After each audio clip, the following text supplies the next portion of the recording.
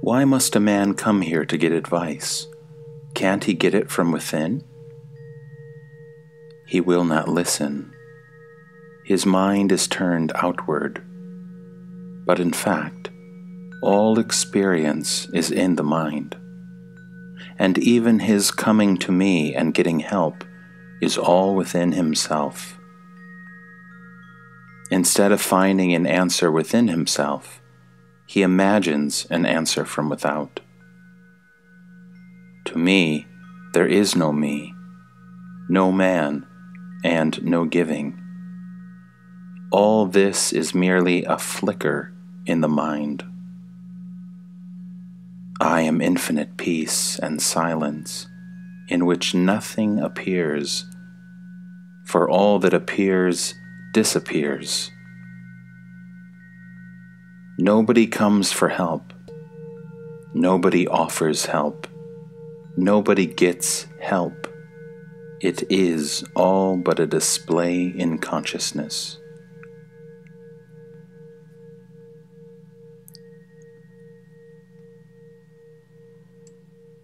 Do you mean to say that you have the power to do everything rightly?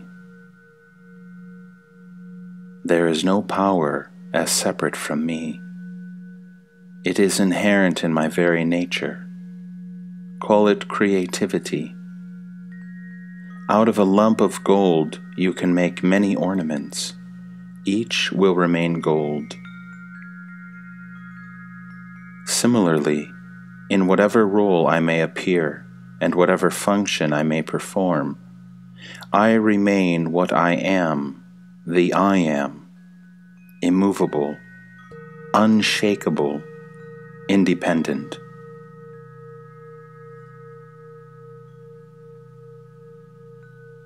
What you call the universe, nature, is my spontaneous creativity. Whatever happens, happens, but such is my nature that all ends in joy.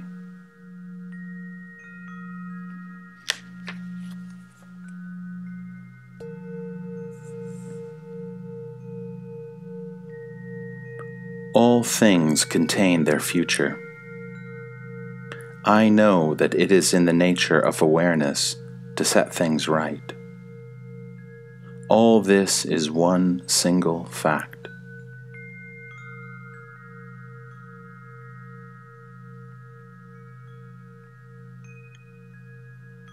I am normal. I am sane. I see things as they are, and therefore I am not afraid of them. But you are afraid of reality.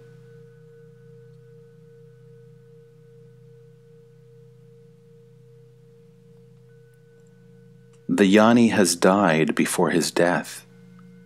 He saw that there was nothing to be afraid of. The moment you know your real being, you are afraid of nothing. Death gives freedom and power.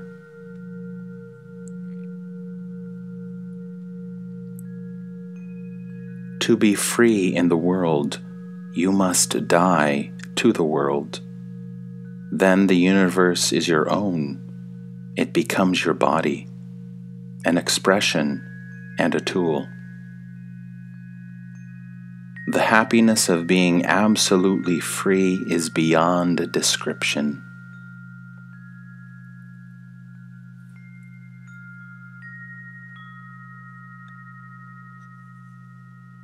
On the other hand, he who is afraid of freedom cannot die.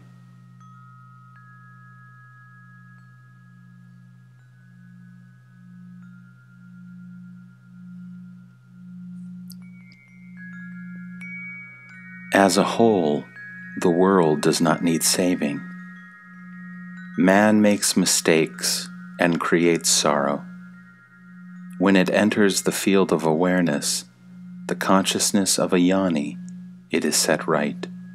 Such is his nature.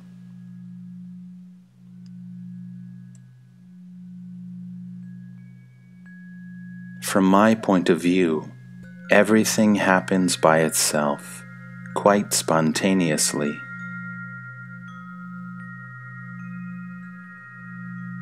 But man imagines that he works for an incentive towards a goal.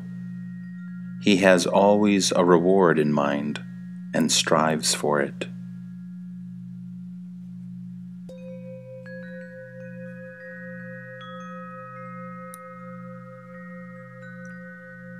To watch the universe emerging and subsiding in one's heart is a wonder.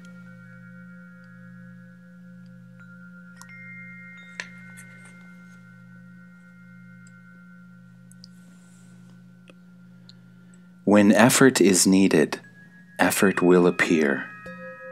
When effortlessness becomes essential, it will assert itself. You need not push life about. Just flow with it and give yourself completely to the task of the present moment, which is the dying now to the now. For living is dying. Without death, life cannot be.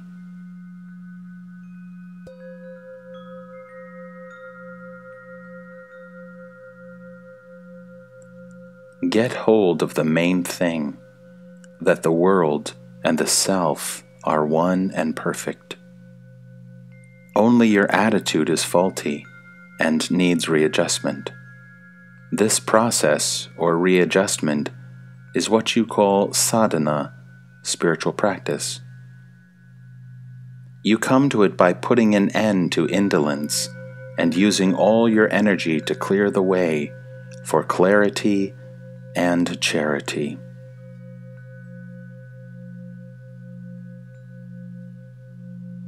But in reality, these all are signs of inevitable growth. Don't be afraid. Don't resist. Don't delay. Be what you are. There is nothing to be afraid of. Trust and try. Experiment honestly. Give your real being a chance to shape your life. You will not regret it.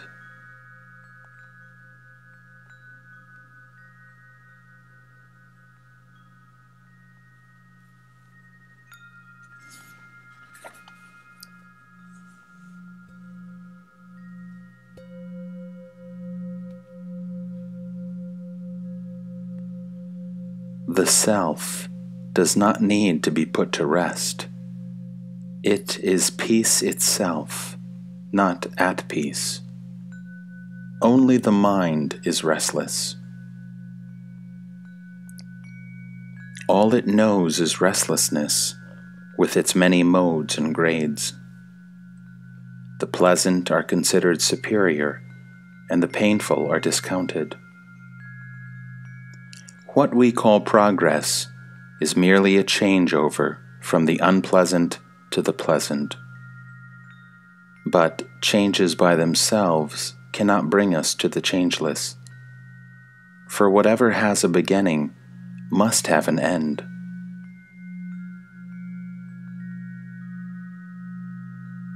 The real does not begin. It only reveals itself as beginningless and endless, all-pervading, all-powerful, immovable prime mover, timelessly changeless.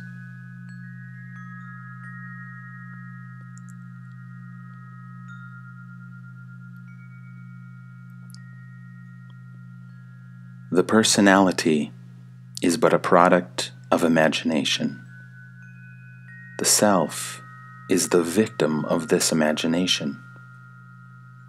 It is the taking yourself to be what you are not that binds you. The person cannot be said to exist in its own right. It is the self that believes there is a person and is conscious of being it. Beyond the self lies the unmanifested, the causeless cause of everything.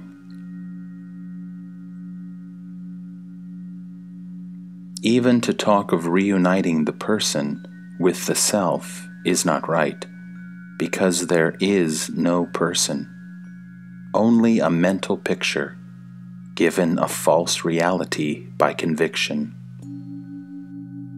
Nothing was divided, and there is nothing to unite.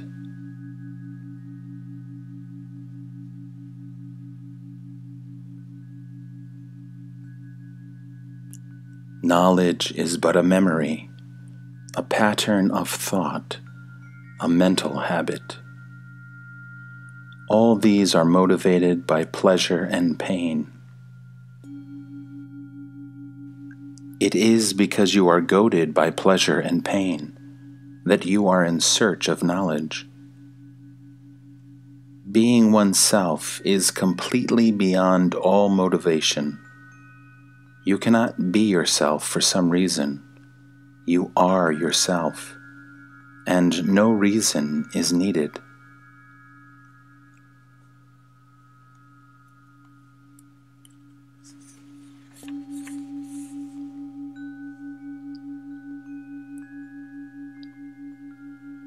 In life, nothing can be had without overcoming obstacles. The obstacles to the clear perception of one's true being are desire for pleasure and fear of pain. It is the pleasure-pain motivation that stands in the way. The very freedom from all motivation, the state in which no desire arises, is the natural state.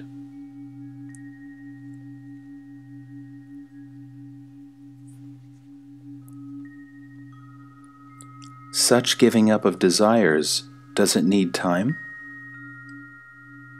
If you leave it to time, millions of years will be needed. Giving up desire after desire is a lengthy process, with the end never in sight. Leave alone your desires and fears. Give your entire attention to the subject, to him who is behind the experience of desire and fear. Ask, who desires? Let each desire bring you back to yourself. A man who is given a stone and assured that it is a priceless diamond will be mightily pleased until he realizes his mistake. In the same way, pleasures lose their tang and pains their barb when the self is known. Both are seen as they are, conditioned responses, mere reactions, plain attractions and repulsions, based on memories or preconceptions. Usually pleasure and pain are experienced when expected. It is all a matter of acquired habits and convictions.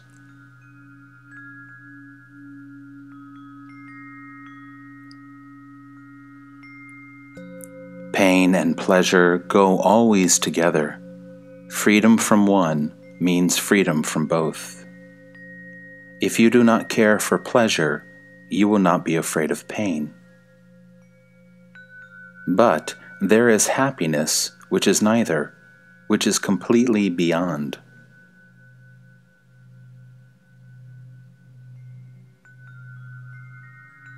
Reality is beyond the subjective and objective, beyond all levels, beyond every distinction.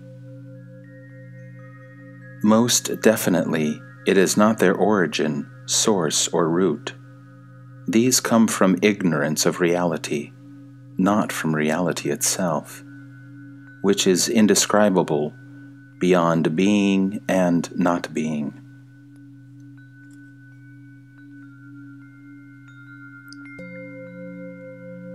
The desire to find the self will be surely fulfilled, provided you want nothing else. But you must be honest with yourself and really want nothing else.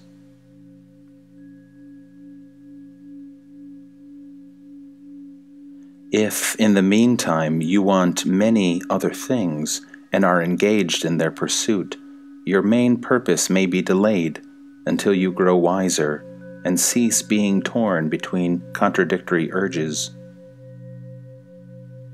Go within, without swerving, without ever looking outward.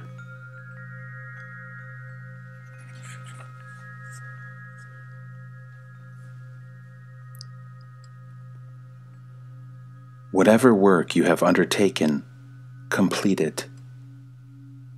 Do not take up new tasks unless it is called for by a concrete situation of suffering and relief from suffering. Find yourself first, and endless blessings will follow.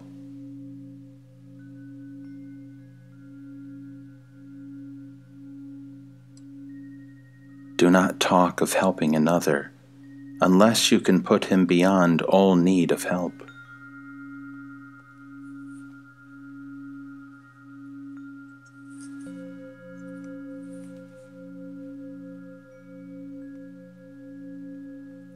You can only cease to be as you seem to be now. There is nothing cruel in what I say. To wake up a man from a nightmare is compassion. You came here because you are in pain, and all I say is, wake up, know yourself, be yourself. The end of pain lies not in pleasure. When you realize that you are beyond both pain and pleasure, aloof and unassailable, then the pursuit of happiness ceases, and the resultant sorrow too. For pain aims at pleasure, and pleasure ends in pain, relentlessly.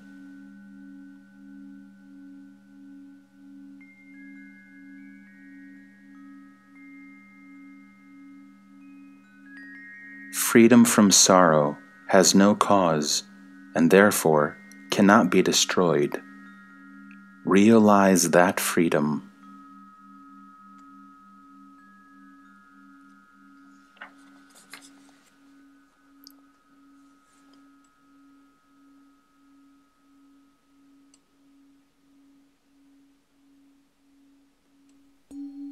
Have your being outside this body of birth and death, and all your problems will be solved.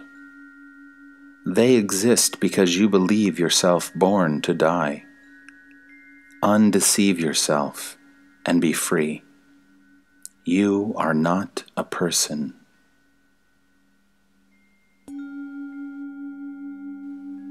There are no conditions to fulfill. There is nothing to be done, nothing to be given up. Just look and remember, whatever you perceive is not you, not yours. It is there in the field of consciousness, but you are not the field and its contents.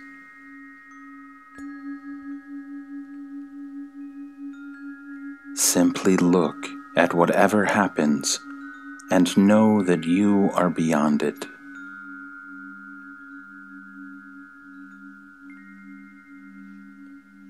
Does it mean I should abstain from doing anything?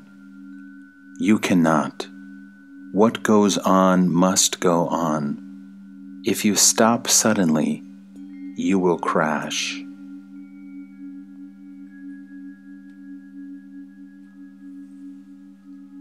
Is it a matter of the known and the knower becoming one? Both are ideas in the mind, and words that express them. There is no self in them. The self is neither between nor beyond. To look for it on the mental level is futile. Stop searching and see it is here and now. It is that I am you know so well. All you need to do is to cease taking yourself to be within the field of consciousness. Unless you have already considered these matters carefully, listening to me once will not do. Forget your past experiences and achievements. Stand naked, exposed to the winds and rains of life, and you will have a chance.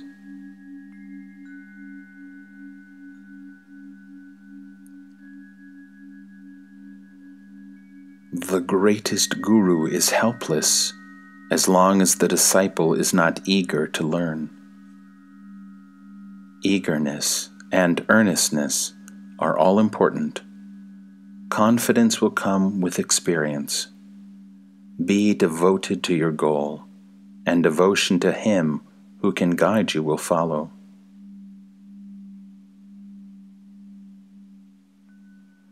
The greatest guru is your inner self. Truly, He is the supreme teacher. He alone can take you to your goal, and He alone meets you at the end of the road.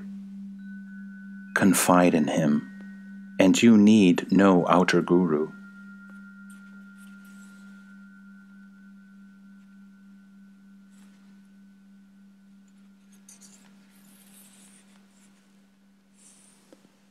Do not waste energy and time on regrets. Learn from your mistakes and do not repeat them.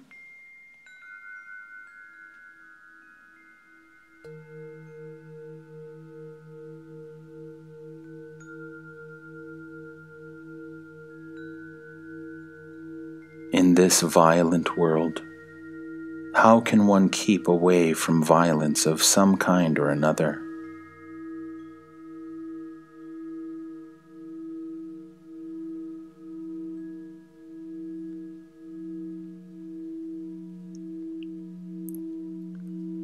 Forgetting yourself is the greatest injury. All the calamities flow from it. Take care of the most important. The lesser will take care of itself. You do not tidy up a dark room. You open the windows first. Letting in the light makes everything easy. So let us wait to improve others until we have seen ourselves as we are and have changed. There is no need to turn round and round in endless questioning. Find yourself, and everything will fall into its proper place.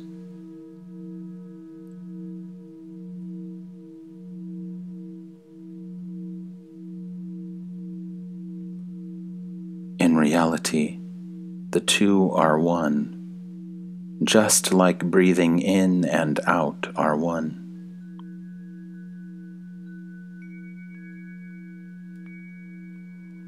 The body exists in time and space, transient and limited, while the dweller is timeless and spaceless, eternal and all-pervading.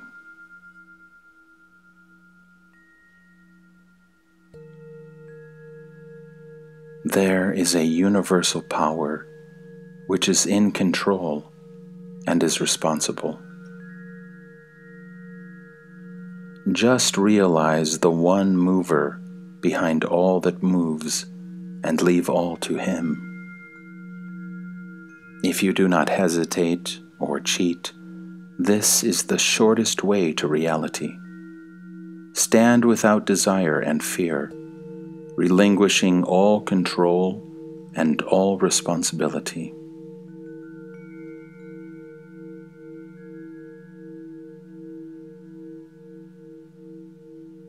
What is wrong in letting go the illusion of personal control and personal responsibility? Both are in the mind only. Of course, as long as you imagine yourself to be in control, you should also imagine yourself to be responsible. One implies the other.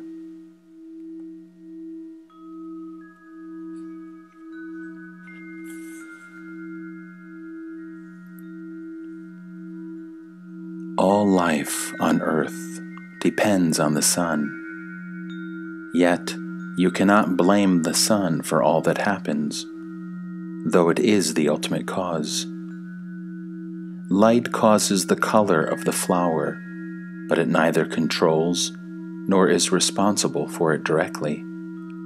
It makes it possible, that is all.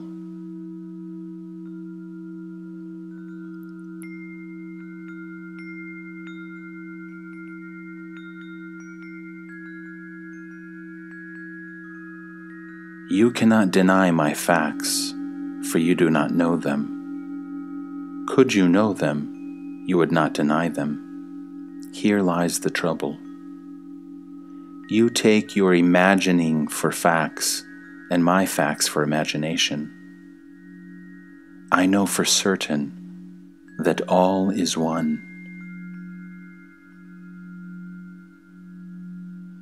Differences do not separate. Either you are responsible for nothing or for everything.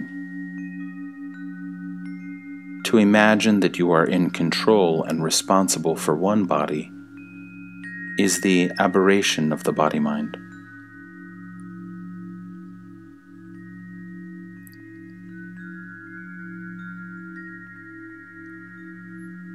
Of what use is your arguing for or against God when you just do not know who is God and what you are talking about? The God born of fear and hope, shaped by desire and imagination, cannot be the power that is, the mind and heart of the universe.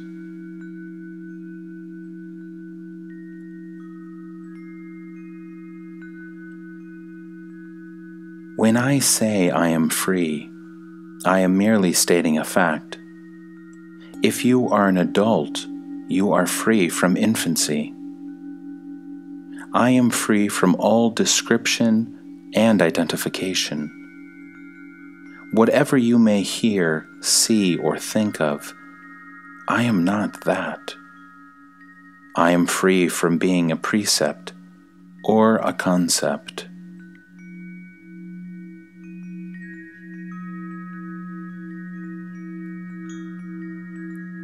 I repeat, I was not, am not, shall not be a body. To me, this is a fact.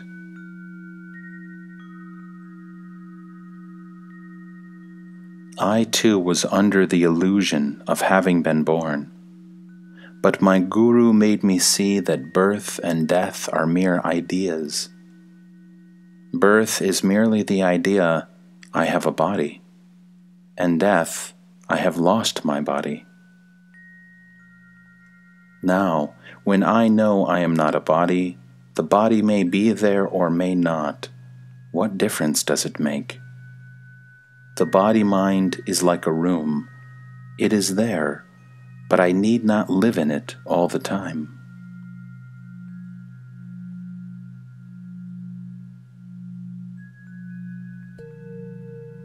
The power that created the body takes care of the body.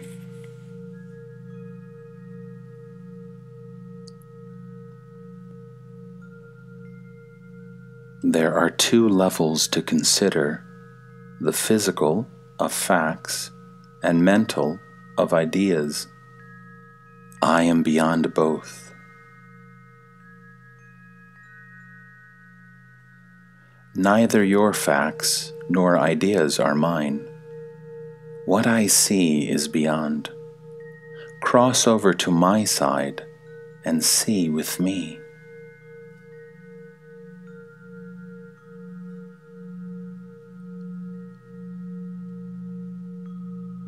Because you think you are the body, you want it indestructible.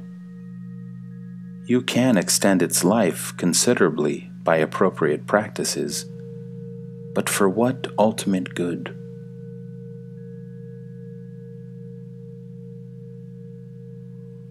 By all means, live long, but you are not the master. Can you decide the days of your birth and death? We are not speaking the same language. Yours is make-believe talk. All hangs on suppositions and assumptions. You speak with assurance about things you are not sure of.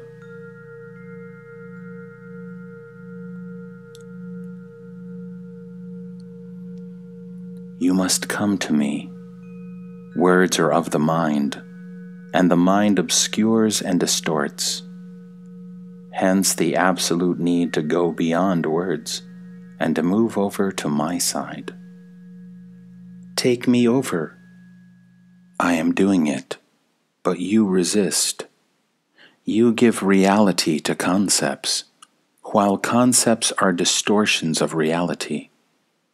Abandon all conceptualization and stay silent and attentive. Be earnest about it, and all will be well with you.